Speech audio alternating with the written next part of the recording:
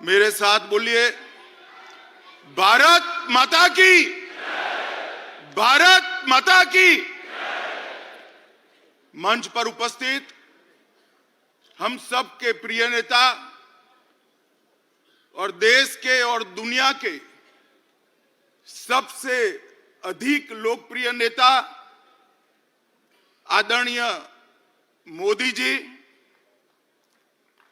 हमारे प्रिय अध्यक्ष सम्माननीय नड्डा जी, मंच पर उपस्थित भारतीय जनता पार्टी का नेतृत्वगण और आज इस सभागार के अंदर आए हुए, देश भर से आए हुए लघु भारत के रूप में हम सब के सामने विराजित देश के सभी कार्यकर्ता भाइयों बहनों को मैं प्रणाम कर कर मेरी बात की शुरुआत करूं।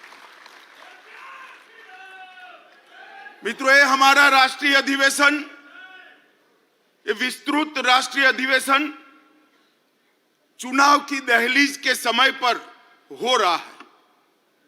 इस राष्ट्रीय अधिवेशन के अनेक निहितार्थ, ये राष्ट्रीय अधिवेशन प्रधानमंत्री जी मोदी जी के विकसित भारत के स्वप्न को आगे बढ़ाने का संकल्प लेकर हम सब यहां से देश भर में वापस जाएंगे। इस अधिवेशन के बाद 2047 का भारत कैसा होगा, इसका मोदी जी का संदेश लेकर हम हर कॉन्स्टिट्यूएंसी में जाएंगे और कुछ ही दिनों में देश की जनता ये निर्णय करने वाली है कि आने वाले 5 साल इस देश के शासन की धुरा किस पार्टी के हाथ में होगी, किस व्यक्ति के हाथ में होगी, मगर पूरे देश में कहीं पर भी संशय नहीं है, प्रश्न चिन्ह नहीं है।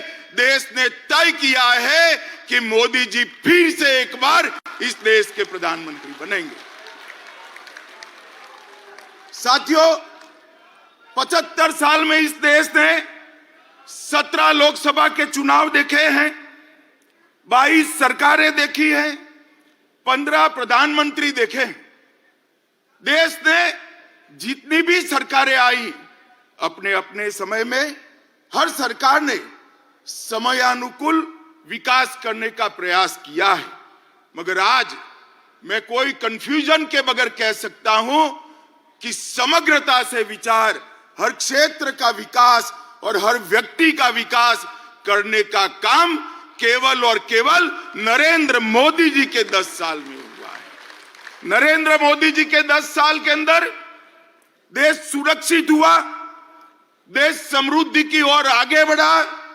60 करोड़ गरीब जो आजादी के 75 साल तक, 70 साल तक अपने आप को विकास की प्रक्रिया के बाहर मानते थे, उसको मालूम ही नहीं था कि देश आजाद हुआ, लोकतंत्र आया, मुझे क्या मिला, मेरा क्या हिस्सा। भाइयों और बहनों, 60 करोड़ गरीबों को घर देना, घर में गैस का सिलेंडर देना, पीने का पानी का कनेक्शन देना, बिजली पहुंचाना, शौचालय देना, 5 किलो अनाज गरीब को फ्री ऑफ कॉस्ट मुफ्त में देना और 5 लाख तक का स्वास्थ्य का उसका खर्चा भी सरकार ने उठाया।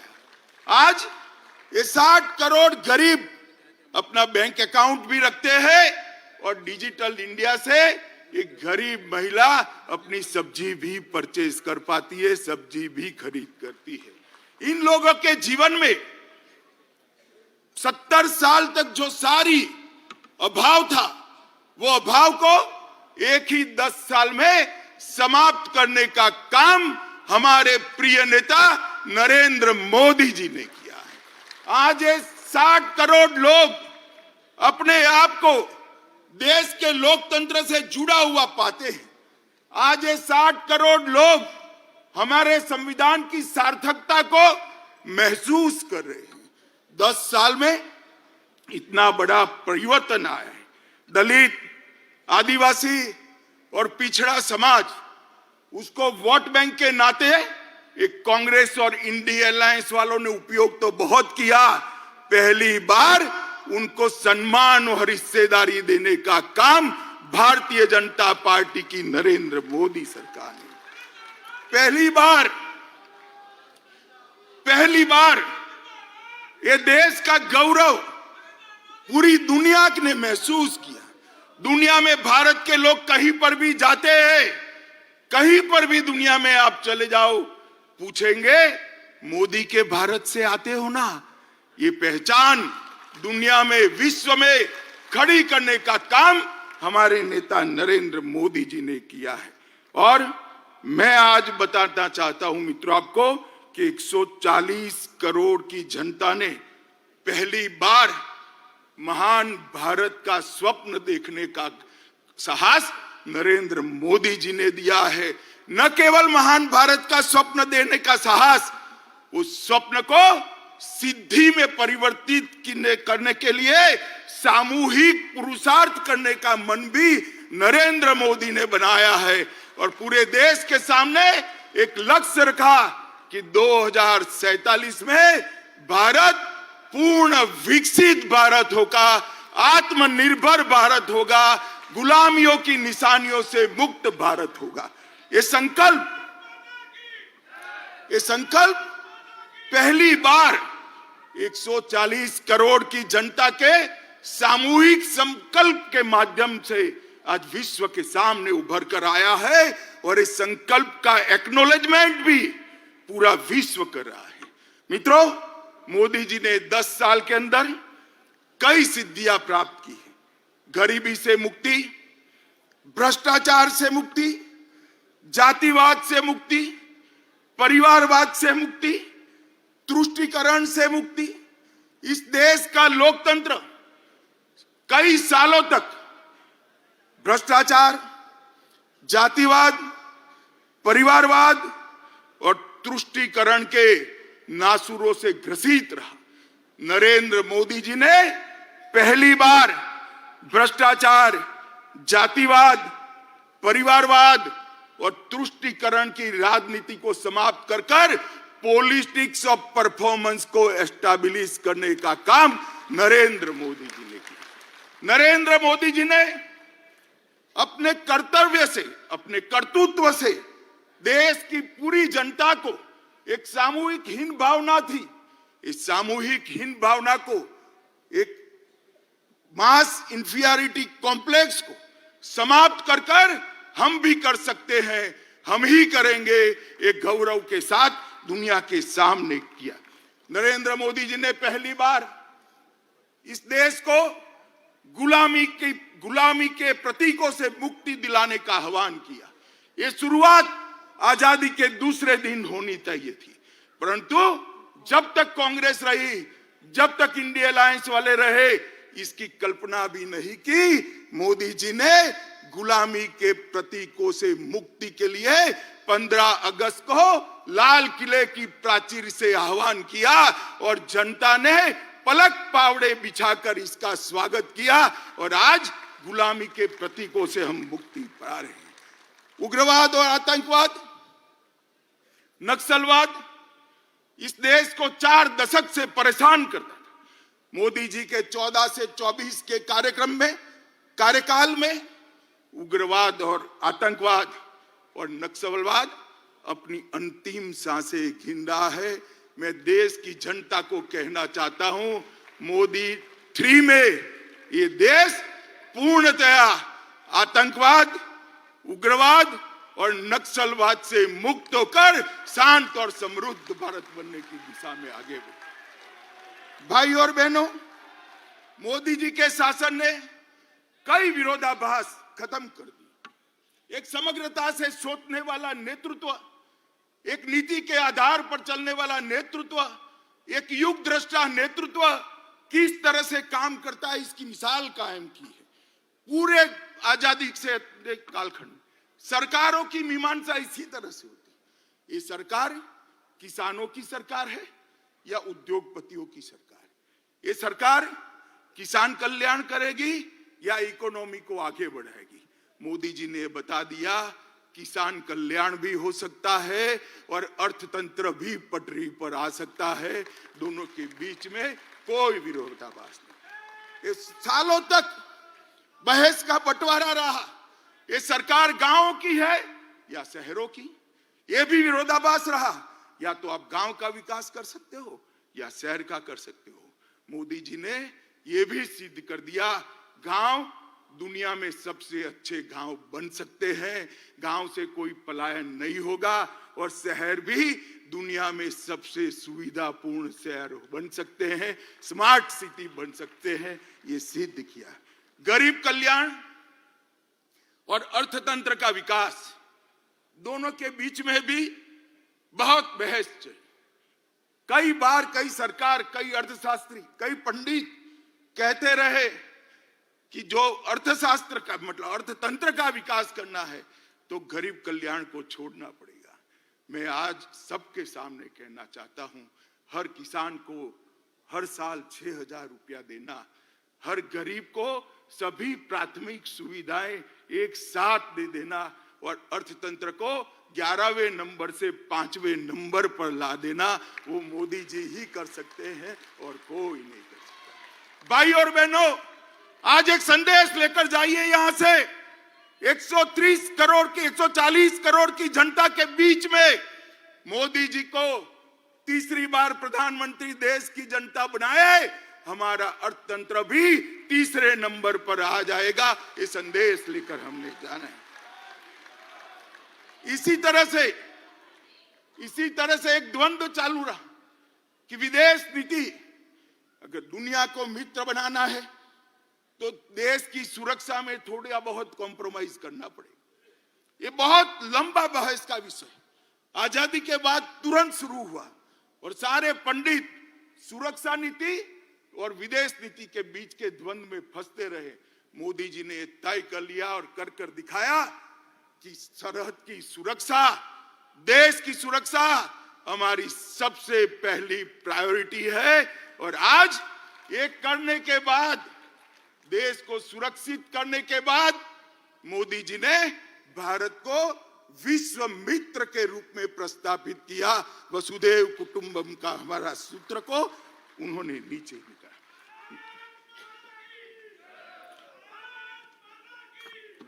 मित्रों, इंडी अलायंस और कांग्रेस पार्टी, इसकी देन थी कि इस देश के लोकतंत्र की स्पिरिट को खत्म कर दिया। देश के लोकतंत्र को भ्रष्टाचार, परिवारवाद, तुष्टीकरण और जातिवाद से कलर्ड कर दिया। कभी भी स्वतंत्र रूप से जनमत उभर कर ना आए, इस प्रकार की लोकतांत्रिक व्यवस्था करने में परिवारवादी पार्टियां लगी रही। मोदी जी ने 10 ही साल में भ्रष्टाचार, परिवारवाद, तुष्टीकरण और जातिवाद को समाप्त कर विकास की राजनीति को मध्य बिंदु में लाया, जिसको देश की जनता ने स्वीकारा। मित्रों, मैं आज आप सबके माध्यम से करोड़ों भारतीय जनता पार्टी के कार्यकर्ताओं को कहने आया, अगला चुनाव 2 खेमे पड़े हुए हैं। महाभारत के युद्ध में जैसे पांडव और कौरव के खेमे पड़े थे, इसी तरह चुनाव के पहले 2 खेमे पड़े हैं। एक खेमा है मोदी जी के नेतृत्व में, बीजेपी के नेतृत्व में एनडीए का गठबंधन, और दूसरा है कांग्रेस के नेतृत्व में सारी परिवारवादी पार्टियों का इंडी अलायंस। देश को ये दोनों में से एक को चुनना है। इंडी गठबंधन एक घमंडिया गठबंधन, भ्रष्टाचार, परिवारवाद और तुष्टीकरण की राजनीति का पोषक, और भाजपा और एनडीए का गठबंधन राष्ट्र प्रथम के सिद्धांत पर चलने वाला गठबंधन है। देश की जनता को तय करना है। ये परिवारवादी पार्टियां चाहिए, ये भ्रष्टाचार की पोषक पार्टियां चाहिए, तुष्टीकरण करने वाली पार्टियां चाहिए, और देश के लिए जान न्यौछावर करने के लिए तैयार भारतीय जनता पार्टी चाहिए। मित्रों, ये जो अलायंस हुआ है, अलायंस ऐसे ही नहीं होता है। अलायंस जब सोच समान हो, विचार समान हो, सिद्धांत समान हो, तब होते। ये इंडिया अलायंस जो बना है, ये पूरा का पूरा इंडिया अलायंस कांग्रेस के नेतृत्व में। मैं आज आपको कह सकता हूं, इस देश में भ्रष्टाचार की जनक कांग्रेस पार्टी है और इस देश में भ्रष्टाचार का पोषण भी कांग्रेस पार्टी ने किया है। मित्रों, 10 साल यूपीए के ले लीजिए, कॉल ब्लॉक आवंटन, कॉमनवेल्थ गेम का घोटाला, 2G घोटाला, शारदा चिटफंड का घोटाला, हिमाचल में सेबों की बिक्री का घोटाला, INX मीडिया का घोटाला, एयरसेल मैक्सिस का घोटाला, अंतरिक्ष निवास का घोटाला, लैंड फॉर जॉब का घोटाला, पंचकुला और गुड़गांव में भूमि आवंटन का घोटाला, जम्मू कश्मीर क्रिकेट एसोसिएशन का घोटाला, एम्ब्रियर डील, बेसिक ट्रेनर विमान में घोटाला, हॉक एयरक्राफ्ट खरीदी में घोटाला, सबमरीन का घोटाला, ऑगस्टा वेस्टलैंड का घोटाला, बोफोर्स का घोटाला, जीप घोटाला, मारुति घोटाला और भोपाल गैस कांड से चंदा उगाने का घोटाला।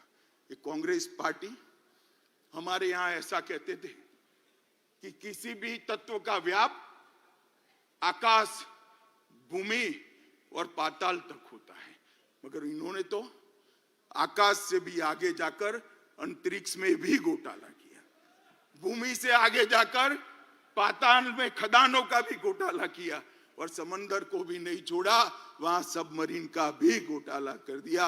जब, नल, थल, अंतरिक्ष, हर जगह एक कांग्रेस ने घोटाले किए और इंडिया अलायंस का नेतृत्व कांग्रेस के हाथ में। मैं देश की जनता को कहना चाहता हूं, किस प्रकार की सरकार, एक और लाखों करोड़ के घपले घोटाले करने वाली कांग्रेस है और दूसरी ओर 23 साल से राज्य सरकार और केंद्र सरकार में मुखिया रहने के बाद भी हमारे विरोधी भी एक कानी पाई का आरोप न लगा सके, ऐसा नेतृत्व नरेंद्र मोदी का नेतृत्व। देश की जनता ने, मित्रों, देश की जनता ने तय करना है कि देश का भविष्य ये भ्रष्टाचारियों के हाथ में सौंपना है या नक्सिक प्रामाणिक व्यक्ति जिस पर दुश्मन भी आरोप नहीं कर सकते, ऐसे नरेंद्र मोदी जी को सौंपना। और मित्रों, एक कहावत है, बड़े मियां तो बड़े मियां, छोटे मियां भी सुभान अल्लाह। जब कांग्रेस पार्टी इतना भ्रष्टाचार करती है तो साथी भला क्यों बाकी रहेंगे? आम आदमी पार्टी आबकारी जकात का घोटाला, लोगों के उपचार में मोहल्ला क्लिनिक का घोटाला, ढेर सारे घोटाले किए, लोगों के मेडिकल टेस्ट करने में भी घोटाला किया और आज उनका सारा नेतृत्व कोर्ट से भागता है, कोर्ट से भागता है, एजेंसियों से भागता है। झारखंड में एक MP के घर से 350 करोड़ रुपया जब्त होता है। छत्तीसगढ़ में महादेव के नाम से जुआ खिलाने का एक घोटाला आता है। DMK के मंत्रियों के घर से करोड़ों रुपया बरामद होता है। तृणमूल कांग्रेस के मंत्रियों के घर से अनेक करोड़ रुपया, 55 करोड़ तो एक ही स्थान पर से मिलते, अनेक करोड़ रुपयों का, सैकड़ों करोड़ के घोटाले बाहर है और लालू जी सजा आपता है और अभी भी एक एक नई भ्रष्टाचार की FIR उन पर हो रही है। मित्रों, पूरा इंडिया अलायंस, ये कांग्रेस पार्टी के नेतृत्व में घमंडिया गठबंधन, ये पूरा भ्रष्टाचार से लिप्त। देश की जनता ने तय करना है, भ्रष्टाचार के दूषण को समाप्त करने वाले नरेंद्र मोदी जी को मैंडेट देना है या भ्रष्टाचार ही जिनका धर्म है, ऐसे इंडिया अलायंस को मत देना है। ये देश की जनता ने दे। मित्रों, परिवारवाद, अभी ढेर सारे पत्रकार, कुछ मीडिया चैनल, इंडिया अलायंस बड़ा चैलेंज, बड़ा चैलेंज, बड़ा चैलेंज, बड़ा चैलेंज। अगर मुझे कोई कहे कि इंडिया अलायंस क्या है, तो मैं इसकी एक ही व्याख्या करता हूं, 7 परिवारवादी पार्टियों का गठबंधन इंडिया अलायंस है। इससे ज्यादा कुछ नहीं है। जो अपनी पार्टी के अंदर डेमोक्रेसी नहीं स्थापित कर सकते, वो देश की डेमोक्रेसी की रक्षा नहीं कर सकते। ये देश की जनता को, आपकी पार्टी लोकतांत्रिक पार्टी नहीं है, आपकी पार्टियां लोकतांत्रिक पार्टियां नहीं है, आप देश के लोकतंत्र का रक्षा नहीं कर सकते। एक और मोदी जी के नेतृत्व में डेवलपमेंटल अलायंस है और दूसरी ओर राहुल जी के नेतृत्व में डायनेस्टिक अलायंस है। डेमोक्रेटिक अलायंस, डेवलपमेंटल अलायंस और डायनेस्टिक अलायंस के बीच में देश की जनता को पसंद करना है। मुझे विश्वास है कि एक और मोदी जी देश के और गरीबों के विकास के लिए काम करें और दूसरी ओर अपने परिवार की चिंता करने वाली पार्टियां है। देश निश्चित रूप से विकास की राजनीति करने वाली भारतीय जनता पार्टी और एनडीए को सिलेक्ट करेगी, इसका मुझे पूरा विश्वास। देखिए साहब, इनके राजनीति में उद्देश्य क्या है? मोदी जी कहते हैं महान भारत की रचना हो, 2047 तक का लक्ष्य रखा, आत्मनिर्भर भारत की रचना हो, 2047 तक का लक्ष्य रखा। सोनिया जी का लक्ष्य राहुल जी को पीएम बनाना, पवार साहब का लक्ष्य बेटी को सीएम बनाना, ममता दीदी का लक्ष्य भतीजे को सीएम बनाना, स्टालिन का लक्ष्य अपने बेटे को सीएम बनाना, लालू प्रसाद जी का लक्ष्य अपने बेटे को सीएम बनाना, उद्धव ठाकरे का लक्ष्य अपने बेटे को सीएम बनाना और मुलायम सिंह जी बेटे को बनाकर ही गए हैं। अब मुझे एक बात बताइए कार्यकर्ता भाइयों बहनों, जिनका लक्ष्य ही अपने बेटे बेटी भतीजों का कल्याण हो, वो गरीब का कल्याण कर सकता है क्या? कभी नहीं कर सकता। जिनका लक्ष्य ही अपने परिवार के लिए सत्ता हथियाना हो, वो देश का कल्याण कर सकता है क्या? कभी नहीं कर सकता। मित्रों, इस देश के अंदर 2G, 3G और 4G पार्टियां हैं। 2G से मतलब आप 2G घोटाले से नहीं है।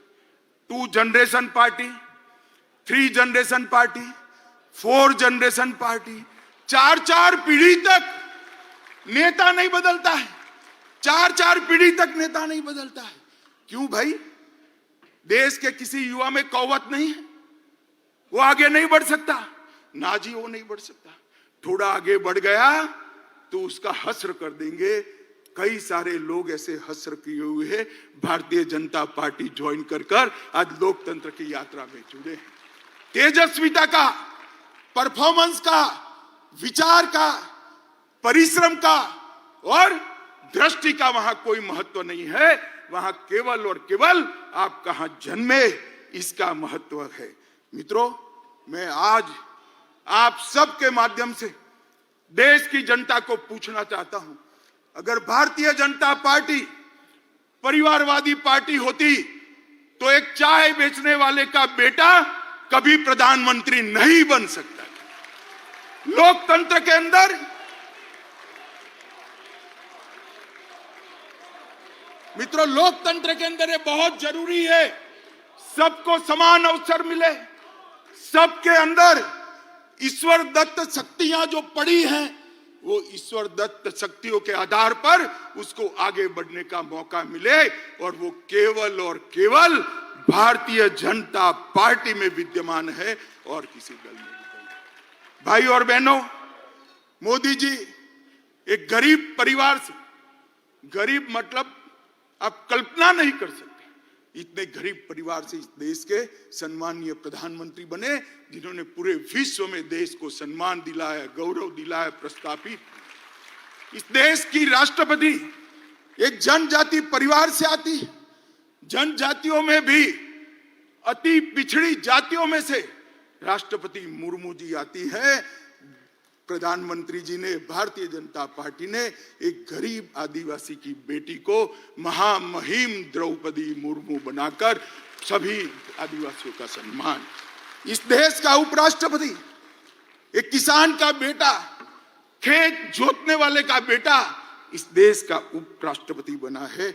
मित्रों, मैं खुद कह मानता हूं कि भारतीय जनता पार्टी में बूथ का काम करने वाला एक व्यक्ति देश का प्रधानमंत्री भी बन सकता है, राष्ट्रपति भी बन सकता है। और वो केवल और केवल भारतीय जनता पार्टी में ये सहूलियत उपलब्ध है क्योंकि हमने हमारी पार्टी को लोकतांत्रिक पार्टी बनाकर रखा है।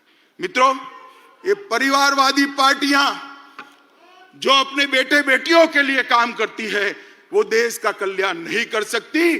केवल और केवल राष्ट्र प्रथम के नारे के साथ आगे बढ़ रही भारतीय जनता पार्टी, मोदी जी के नेतृत्व में आगे बढ़ रही भारतीय जनता पार्टी ही देश का कल्याण कर सकती है।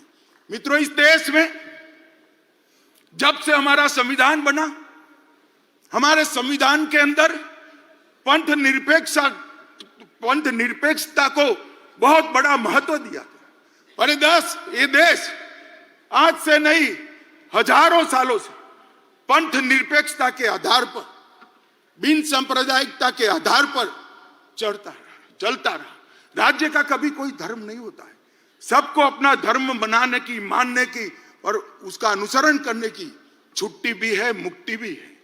परंतु कांग्रेस पार्टी ने वोट बैंक की रचना करने के लिए संविधान की उदात्त भावनाओं में भी विकृति डालकर पंथ निरपेक्षता को तुष्टीकरण की राजनीति से दूषित किया। मित्रों, मैं आज आप सबके सामने कहना चाहता हूं, ये कांग्रेस पार्टी जिसने भगवान श्री राम के अस्तित्व को नकारा और एफिडेविट पर नकारा, बाद में उनको एफिडेविट वापस लेना, ट्रिपल तलाक का कानून जो केवल और केवल महिलाओं को, मुस्लिम महिलाओं को उनके अधिकार देने का कानून है, इसका आपने विरोध किया। यूसीसी जो कांग्रेस के समय में ही संविधान निर्माता एक लक्ष्य देश के लिए रख कर गए थे, उत्तराखंड सरकार यूसीसी लाई, कांग्रेस ने इसका भी विरोध किया। मित्रों, धारा 370 जब संविधान बना तब ये तय था कि टेम्पररी का मतलब है उचित समय पर उसको हटा देना, मगर 70 साल तक उचित समय आया नहीं। धारा 370 के कारण कश्मीर के अंदर अलगाववाद बढ़ा, उग्रवाद बढ़ा, पाकिस्तान को अंदर पैर रखने की भूमि मिली और 40,000 से ज्यादा लोग मारे गए। मगर तुष्टीकरण की राजनीति ने धारा 370 को हटाने नहीं दिया। इस देश की जनता ने मोदी जी को दूसरी बार पूर्ण बहुमत दिया। 5 अगस्त 2019 को मोदी जी ने धारा 370 को समाप्त कर दिया और आज कश्मीर एक नए युग के साथ आगे बढ़ रहा है। पीएफआई पर बैन हमने लगाया, तब भी कांग्रेस और इंडिया अलायंस के लोगों ने टेढ़े मेढ़े बयान किए। दक्षिण भारत की महान परंपरा, तमिलनाडु की महान परंपरा, पवित्र सेंगोल को हमने पार्लियामेंट के अंदर बड़ी पवित्रता से प्रस्तावित किया। इसका भी कांग्रेस पार्टी और उनके साथियों ने विरोध किया। ये जहां भाजपा विजयी होती है उन राज्यों को गौमूत्र स्टेट कहते हैं। ये लोग संविधान पर पहला अधिकार, देश के खजाने पर पहला अधिकार माइनॉरिटी का है, ये मान्यता रखने वाले हैं। मोदी जी का कहना है देश के खजाने पर पहला अधिकार गरीब का है, दलित का है, आदिवासी का है, पिछड़े। जाकिर नाइक को मैसेंजर ऑफ पीस का सर्टिफिकेट देते हैं, भगवा आतंकवाद के नाम से पूरे सनातन धर्म को बदनाम करते हैं। और मित्रों, अंतिम चरम सीमा तो तब आ गई जब 550 साल के बाद इस देश में उत्सव का क्षण आया। रामलला का प्रधानमंत्री जी प्राण प्रतिष्ठा करने वाले थे। रामलला के मंदिर की प्राण प्रतिष्ठा में न्यास ने कांग्रेसियों को भी निमंत्रण भेजा, मगर उन्होंने तुष्टीकरण की राजनीति करना तय माना, इसको ठुकरा दिया। मैं आज यहां से कांग्रेस पार्टी को चेतावनी देना चाहता हूं। आपने रामलला की प्राण प्रतिष्ठा के निमंत्रण को ठुकराकर केवल ये ऐतिहासिक पल में हिस्सेदार होने से आप नहीं कतराए हैं, आपके देश के महान बनने की प्रक्रिया से अपने आप को दूर कर लिया है।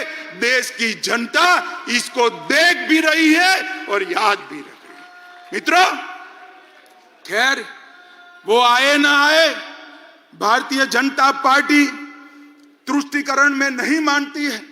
मैं आज इस महान अधिवेशन के सामने कहना चाहता हूं, किसी भी लोकतांत्रिक देश में भी बहुमत समाज ने अपनी श्रद्धाओं के निर्वहन के लिए इतनी लंबी कानूनी लड़ाई नहीं लड़ी है। 75 साल तक हम कानूनी लड़ाई लड़े और संपूर्ण लोकतांत्रिक तरीके से हमने राम मंदिर का निर्माण किया। इसका संपूर्ण यश हमारे प्रधानमंत्री नरेंद्र मोदी जी को जाता है।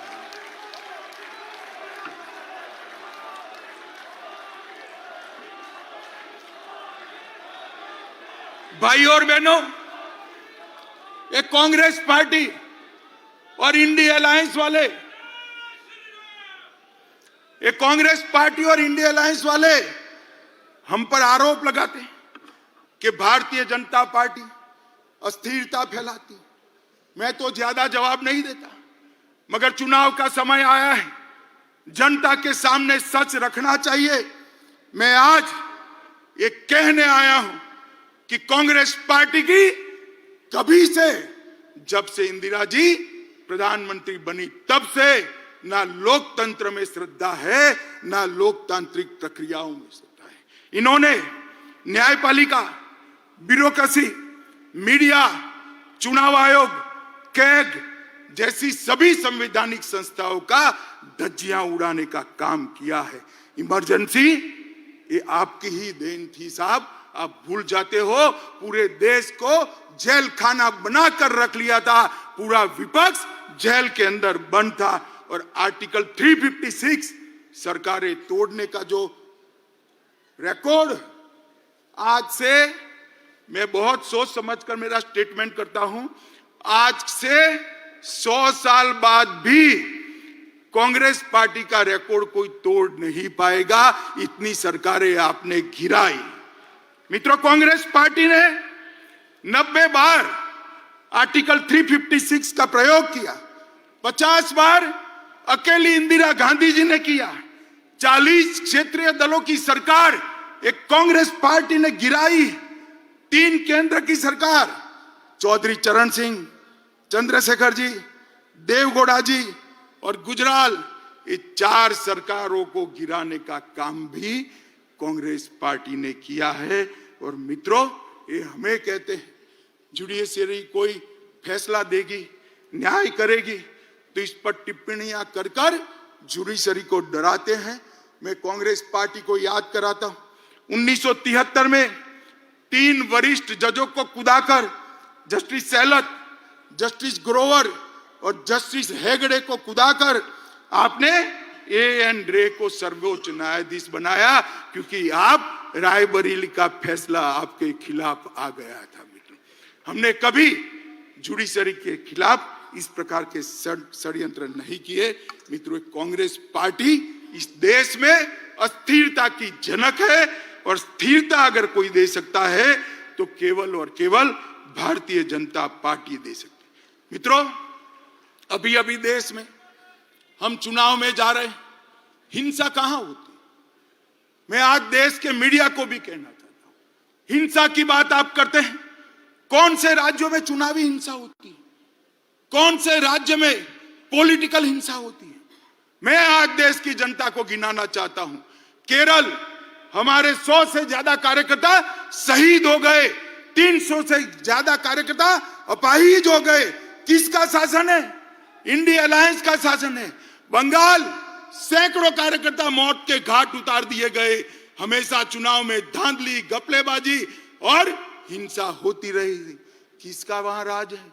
ममता दीदी का राज है, इंडिया अलायंस का राज है। बिहार में भी जंगल राज था, तब 100-100 किलोमीटर दूर मतपेटियां मिलती थी। किसका राज था? इंडिया अलायंस का राज था। यूपी में भी चुनाव का रेगिंग होता था, हमारी सरकारों में कभी रेगिंग नहीं हुआ। किसकी सरकार थी? आपकी सरकार थी। मित्रों, आज भारतीय जनता पार्टी के हजारों कार्यकर्ता हिंसा की भेंट चढ़े। कईयों ने तो जान गंवाई, कई अपाहिज हो गए, कईयों के घर जल गए। हम तो हिंसा के भुक्तभोगी है। हिंसा फैलाने वाला गठबंधन अगर कोई है तो एक घमंडिया गठबंधन है, इंडी अलायंस है। भाई और बहनों, ये कांग्रेस का शासन था। आजादी के वक्त कांग्रेस ही देश की ओर से नेगोशिएट करते, तब ही देश का विभाजन। और आज भी कांग्रेस की विभाजनकारी प्रवृत्ति राजनीतिक फायदे के लिए कम नहीं हुई। अभी अभी कांग्रेस के नेता ने कहा कि इस देश के दो टुकड़े होने चाहिए। खुलेआम देश के दो टुकड़े करने की बात करते हैं। कांग्रेस पार्टी इस स्टेटमेंट से कन्नी भी नहीं काटती है। यह बताता है कि कांग्रेस पार्टी इसका समर्थन करती। मां भारती का अपमान करने वाले जॉर्ज पुनिया का कांग्रेस के राजकुमार आशीर्वाद लेते हैं। जॉर्ज सोरेस जो भारत विरोधी है, वो उनका समर्थन करता है। कोयम्बतूर बम ब्लास्ट को इंडी अलायंस इसके गुनहगारों को रिहा कर देती है। और कांग्रेस के नेता पाकिस्तान में जाकर मोदी जी को हटाने के लिए पाकिस्तान की मदद मांगते हैं। पाकिस्तान की मदद मांगते हैं। जब धारा 370 मोदी जी ने हटाई, राहुल गांधी का 370 के समर्थन में जो बयान था, वो पाकिस्तान ने यूनाइटेड नेशन में कोट अनकोट कर जोड़ा। शर्म करो कांग्रेसी। आपके देश के खिलाफ आप विदेश में जाकर बोलते हो। देश के प्रधानमंत्री, देश की संसद, देश के लोकतंत्र की निंदा विदेश में जाकर करते हो। और धारा 370 जैसी महत्वपूर्ण चीज को आपने पाकिस्तान को यूएन में हथियार देकर देशद्रोह का एक उदाहरण सेट किया है। मित्रों, और मैं देश की जनता को कहता हूं, ये विभाजनकारी प्रवृत्ति जो आजादी के वक्त थी, वो आज भी वहां पर है, उसमें कोई परिवर्तन नहीं हुआ। मित्रों, अभी अभी कांग्रेस के शहजादे को किसी ने एक भाषण लिखकर दे दिया है। उनका तय है, हर भाषण वो 9 महीने तक बोलते ही रहेंगे। 9 महीने के बाद स्क्रिप्ट बदलता है, ये तय है उनका। अभी उनके हाथ में ओबीसी का भाषण किसी ने थमा दिया है। हर जगह ओबीसी पूछते हैं, हर सवाल ओबीसी के लिए। मैं इनको कहना चाहता हूं, भाई अच्छा ट्विटर रख लो, अच्छा शिक्षक रख लो, और कांग्रेस पार्टी ने ओबीसी के लिए क्या किया है उसका जरा अध्ययन कर लो। आप जो बोल रहे हो वो आपके ही खिलाफ जा रहा है।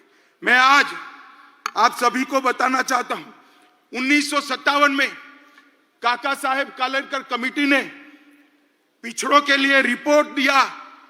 कांग्रेस पार्टी ने इसको कभी इंप्लीमेंट नहीं किया। मंडल आयोग बना 1980 में।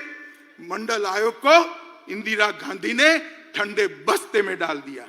1990 में जब इंप्लीमेंटेशन की बारी आई, विपक्ष के नेता नाते राजीव गांधी ने पार्लियामेंट में इसका विरोध किया। और मित्रों, ओडिशा में और जवाहरलाल जी ने 1951 में जातिवादी सर्वे का विरोध किया था। और भारतीय जनता पार्टी ने क्या किया? मैं पिछड़ा समाज की बात करता हूं, बड़े गौरव के साथ बात करता हूं। मित्रों, हमने इस देश को गौरव हो इस तरह से अति पिछड़ी जाति का प्रधानमंत्री देने का काम भारतीय जनता पार्टी ने किया। आज देश में पहला मंत्रिमंडल ऐसा है मोदी जी का जिसमें 27 मंत्री ओबीसी है। राज्यों को ओबीसी की सूची का संशोधन करने का अधिकार मोदी जी ने दिया। केंद्रीय विद्यालय, नवोदय विद्यालय, सैनिक स्कूल और मेडिकल इंजीनियरिंग के दाखलों में 27% आरक्षण पहली बार नरेंद्र मोदी जी ने दिया। ओबीसी की छात्रवृत्ति में 33% की वृद्धि नरेंद्र मोदी जी ने की। आईआईटी में ओबीसी छात्रों की ट्यूशन फी को माफ करने का निर्णय देश के प्रधानमंत्री नरेंद्र मोदी ने किया। नीट की परीक्षा में ओबीसी बच्चों का पहली बार अगर आरक्षण हुआ तो नरेंद्र मोदी जी ने किया। पेट्रोल पंप और गैस की एजेंसियों में 27% पिछड़ा वर्ग को आरक्षण देने का काम नरेंद्र मोदी जी ने किया। और ये जितनी भी गरीब कल्याण की स्कीमें बनी है उस सब में सबसे बड़ा बेनिफिशियरी अगर कोई है तो दलित, पिछड़ा और ओबीसी भाई है। राहुल गांधी, आप हमें क्या ओबीसी का कल्याण सिखाते हो? हम तो समाज के हर वर्ग को साथ में लेकर चलते हैं। जो पिछड़ा है उसको ज्यादा मिलता है, जो अकड़ा है वो अपने आप अपना शहर जाने देता है। मोदी जी ने इस देश की जनता का आह्वान किया, जिनको सुख है, संपत्ति है, ईश्वर की कृपा है, वो अपनी गैस की सब्सिडी छोड़ दे। 2 करोड़ से ज्यादा लोगों ने गैस की सब्सिडी अपने आप त्याग करी। मोदी जी ने करोड़ों गरीबों को फ्री ऑफ कॉस्ट गैस देने का काम किया। मित्रों, मोदी जी ने 10 साल के अंदर जातिवाद, परिवारवाद, भ्रष्टाचार, तुष्टीकरण को समाप्त कर दिया। इसके आधार पर राजनीति करते थे, इसके आधार पर अपनी राजनीति को आगे बढ़ाते थे। उनका स्वप्न, ये 4 आधारों पर सत्ता हथियाने का स्वप्न मोदी जी ने चूर चूर कर रख दिया। अब इस प्रकार के कलुषित मैंडेट वो प्राप्त नहीं कर सकते हैं। आज 10 साल में देश महान भारत, विकसित भारत का स्वप्न लेकर आगे बढ़ रहा है।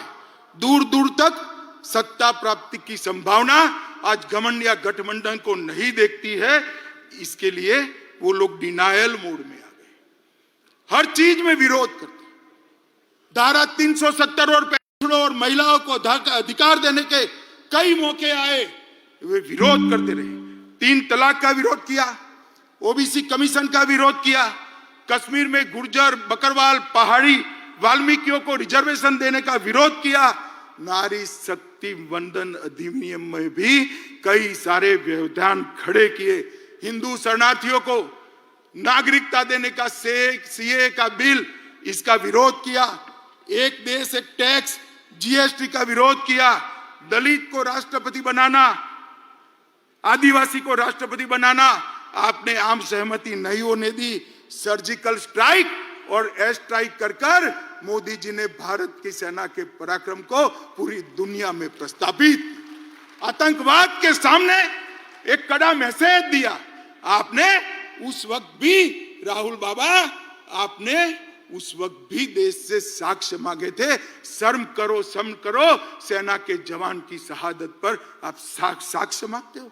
मित्रों, भारत ने वैक्सीन का निर्माण किया। 100 से ज्यादा देशों में हमारा वैक्सीन गया। वैक्सीन के माध्यम से आज 140 करोड़ का देश कोरोना से सुरक्षित हुआ। उसको भी मोदी वैक्सीन कर आपने बदनाम करने का प्रयास किया। मगर देश की जनता ने भी, आज भी कोई वैक्सीन लेने जाता है तो कहता है मोदी वैक्सीन दे दो भाई, मेरी इम्यूनिटी खत्म हो गई। Digital economy, direct benefit transfer, इसका विरोध किया। नई संसद बनाई। इतनी भव्य संसद देखकर आज पूरी देश की जनता पुलकित है, गौरवान्वित है। इसका भी आपने विरोध किया। कर्तव्य पथ बना, आपको राजपथ नाम अच्छा लगता था, कर्तव्य पथ का भी विरोध किया। भारत मंडपम में कोर्ट से उसको रोकने का प्रयास किया। यशो भूमि को भी रोकने का प्रयास किया। डाटा प्रोटेक्शन का विजनरी बिल, इसका भी विरोध किया। और अंत में रामलल्ला की प्राण प्रतिष्ठा का भी आपने विरोध किया। मित्रों, एक कांग्रेस डिनायल मोड में आ चुकी है। पूरे देश की जनता को मैं कहना चाहता हूं, 5 साल का पार्लियामेंट के अंदर कांग्रेस का हिसाब किताब निकालिए। इन्होंने पार्लियामेंट के अंदर शोर शराबे और बहिष्कार के अलावा कुछ नहीं किया। हम भी विपक्ष में रहे, 10 साल तक बैठे, आगे पूरा जीवन विपक्ष में। हम रचनात्मक विपक्ष की भूमिका निभाते, अच्छा है उसका समर्थन करते थे। और आपके भ्रष्टाचार को भी हमने उजागर किया। मगर आपने, क्योंकि भ्रष्टाचार है नहीं, बाहर जाना ही उचित समझा। मित्रों, इंडिया अलायंस अहंकार से युक्त है। वो सहन ही नहीं कर सकते। वो ऐसा मानते हैं कि देश का प्रधानमंत्री वो ही बन सकता है जो बड़े परिवारों से आता है, वो सहन नहीं कर सकते। एक गरीब मां का बेटा आज देश का प्रधानमंत्री बनकर देश को चला रहा है। ये अहंकार उनको भारतीय जनता पार्टी के खिलाफ खड़े, ये परिवारवादी राजकुमार सारे के सारे इकट्ठा होकर हमारा विरोध कर रहे। मोदी जी ने 40 से ज्यादा नीतियां बनाकर इस देश को नीतियों के आधार पर चलाने का काम किया। मैं पूरी सूची बोलना नहीं चाहता मित्रों, पॉलिसी पैरालिसिस हो गया ऐसी पूरी दुनिया मनमोहन सिंह सरकार को कहती थी। आज मोदी सरकार ने हर क्षेत्र की 40 से ज्यादा पॉलिसी बनाकर पॉलिसी के आधार पर शासन कैसा हो सकता है उसका उदाहरण पूरी दुनिया में रखने का काम नरेंद्र मोदी जी ने किया। और मित्रों,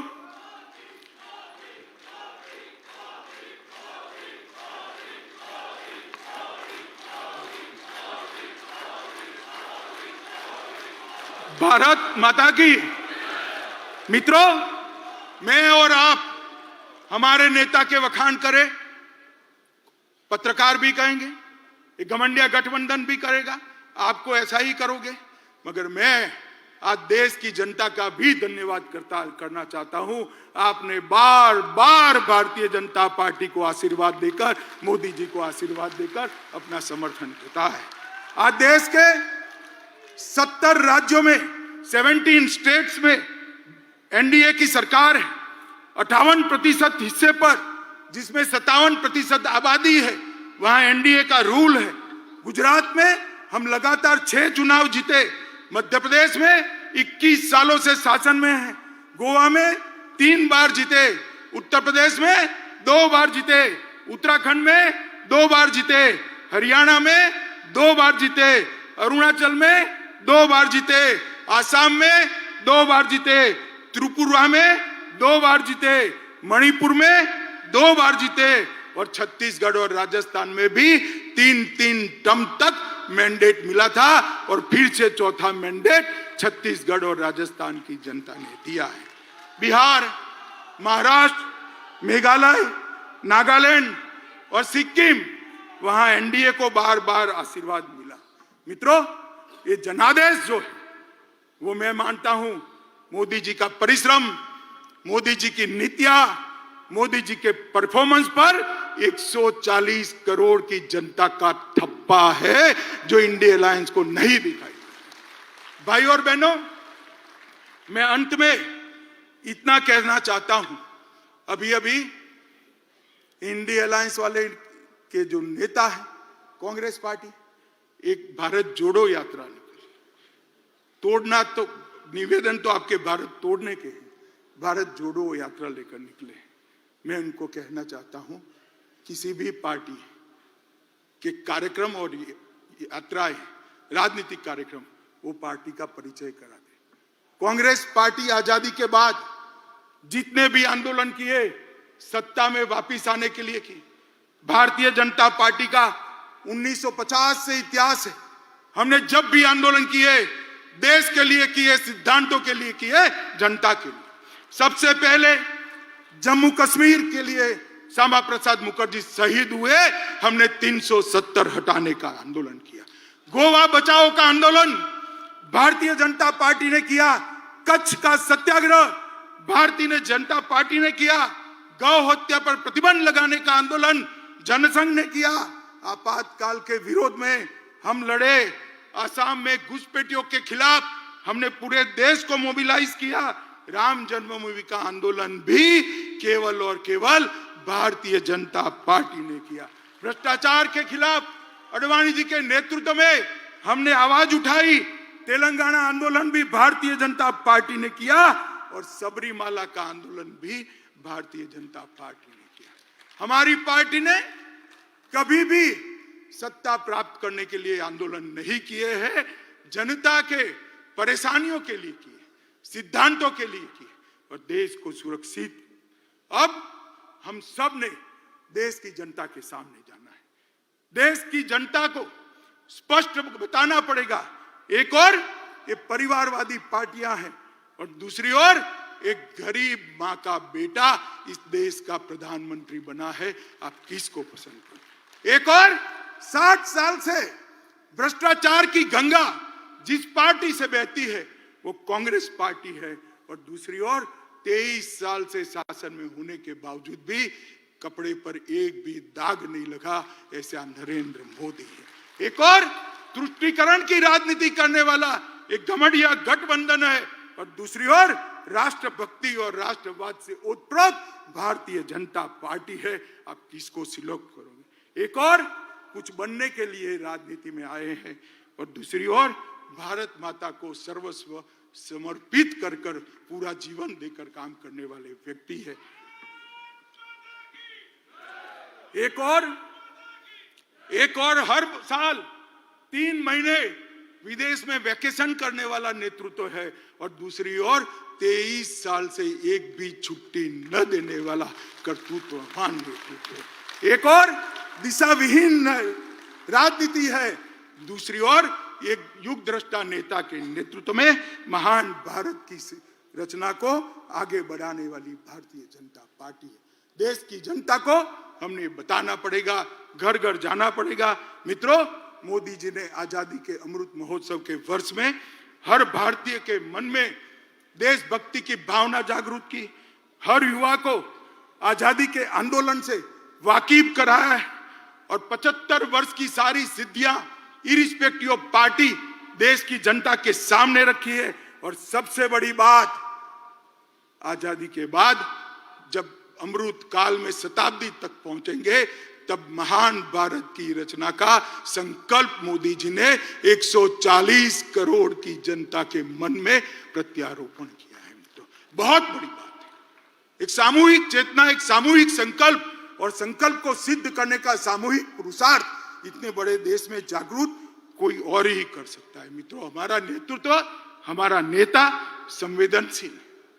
मोदी जी संवेदनशील है, हम सब जानते हैं, जनता की तकलीफों को जानते हैं, जनता की भावना को समझते। एक युग दृष्टा नेता है, वो कर्मठ है, कठोर परिश्रम करते हैं, कठोर निर्णय लेने में भी पीछे मुड़कर नहीं देखते हैं, चीन के सामने सीना तान कर खड़े रहते हैं, और पाकिस्तान के घर में घुसकर सर्जिकल स्ट्राइक भी करते हैं। नोटबंदी, गरीबों के कल्याण के लिए नोटबंदी, यही नेतृत्व ने की। विश्व मित्र की भारत की छवि भी हमारे नेता ने ही बनाई। वैक्सीन के माध्यम से 100 से ज्यादा देशों के कोरोना काल में उन्होंने बढ़ा। मातृशक्ति को भगवान की तरह भक्ति से पूजा करने वाला नेतृत्व बहुत सालों बाद देश को मिला है। विधानसभा और संसद में 33% रिजर्वेशन नारी शक्ति वंदन अधिनियम से नरेंद्र मोदी जी ने लिया। और जाति की कल्पना जो सदियों से इस देश में थी, इसको समाप्त कर गरीब, युवा, महिला और किसान, ये 4 वर्ग को समाहित कर सच अर्थ में संविधान की स्पिरिट को मोदी जी ने नीचे उतारा है, नीचे तक उतारा है। मैं मोदी जी को जानता हूं। मोदी जी दीपक की लौ की तरह है, जो खुद जलकर अंधेरों को काटने का काम करते हैं। जिस तरह से दीपक की लौ कभी नीचे नहीं जा सकती, उस तरह से मोदी जी का काम और विचार भी ऊर्ध्व गति वाले हैं, वो कभी नीचे की ओर नहीं आ सकते। और मुझे विश्वास है कि मोदी जी के ये ऊर्ध्व गति वाली सोच, ऊर्ध्व गति वाली कर्मठता और ऊर्ध्व गति वाले परिश्रम से ही ये देश 2047 में महान भारत बनेगा, विकसित भारत बनेगा, और पूरी दुनिया गौरव से देखती रहेगी भारत माता की जलहल होती हुई छवि को, और सम्मान करेगी। एक और मैंडेट देश की जनता के सामने बड़ी विनम्रता के साथ मांगिए कि हमारा उद्देश्य केवल और केवल 140 करोड़ की जनता की सेवा करना है और देश को महान करना है, और वो केवल और केवल नरेंद्र मोदी जी कर सकते हैं और कोई नहीं सकता। मित्रों, इस प्रस्ताव को आप सभी लोग पूरे देश में लेकर घर घर जाएंगे, ऐसा मुझे विश्वास है। अंत में फिर से एक बार दोनों हाथ उठाकर प्रचंड आवाज के साथ भारत मां का जयकारा लगाएंगे। बोले भारत माता की, भारत माता की, भारत माता की।